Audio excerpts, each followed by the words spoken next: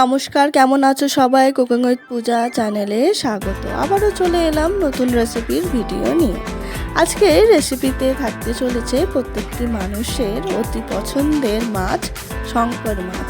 শঙ্কর মাছ রান্না করার জন্য এখানে কি কি উপকরণ নিয়েছি এক ঝলক দেখে নাও বন্ধুরা। এখানে নিয়ে নিয়েছি শঙ্কর মাছ, যেটাকে আমি প্রথমে একটু গরম জল এবং নুন জল দিয়ে সুন্দরভাবে শঙ্কর মাছটাকে ধুয়ে নিয়েছিলাম। এরপর আদা রসুন বাটা, শুকনো লঙ্কা বাটা, গরম মশলার গুঁড়ো, কাশ্মীরি লঙ্কার গুঁড়ো, জিরের গুঁড়ো এবং নুন আর হলুদ দিয়ে সম্পূর্ণ প্লেটটাকে সাজিয়ে নিয়েছিলাম। এরপর সমস্ত মশলা দিয়ে শঙ্কর মাছটিকে মেখে নেব, আর মেখে নেওয়ার পর 2 মিনিট মতো ঢাকা দিয়ে রেখে দেব। আজকের এই রেসিপিটা একদমই সহজভাবে তোমাদের সাথে শেয়ার করছি। এরপর আমি গ্যাসটা অন করে বসিয়ে দেব কড়াই, আর কড়াইটা গরম হয়ে এলে দিয়ে দেব তার মধ্যে সরষের তেল। আর আজকে সম্পূর্ণ রান্নাটা কিন্তু সরষের তেলে হবে। ভিডিওটা স্কিপ না করে সম্পূর্ণ ভিডিওটা দেখার অনুরোধ রইল।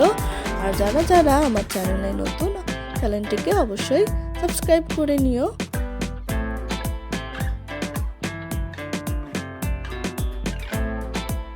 বন্ধুরা, এখানে দেখতে পাচ্ছ কড়াইয়ের যে সরষের তেলটা গরম হয়ে গেছে, এর মধ্যে দিয়ে দিলাম জিরে ফোড়ন।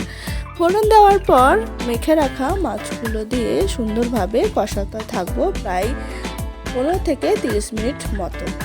একদম মাংসর মতো এই মাছটা আজকে রান্না হবে। আর এখানে দেখতে পাচ্ছ অনেকটাই কিন্তু তেল দিয়েছি। আর তোমরা কারে কারে শঙ্কর মাছ খেতে পছন্দ করো আর অবশ্যই কিন্তু কমেন্ট বক্সে জানিও। আর তোমরা কিভাবে শঙ্কর মাছ রান্না করো সেটাও কিন্তু অবশ্যই আমাকে জানিও। বন্ধুরা, আজকে আমি এইভাবেই শঙ্কর মাছটা রান্না করে নেব। আর তোমাদের আজকের রেসিপিটা কেমন লাগলো অবশ্যই কিন্তু কমেন্ট করে জানিও। আর তোমরাও বাড়িতে খুব তাড়াতাড়ি এই রেসিপিটা ট্রাই করো, আশা করি খুবই ভালো লাগবে। তো আজকের ব্লগ আমি এখানেই শেষ করলাম।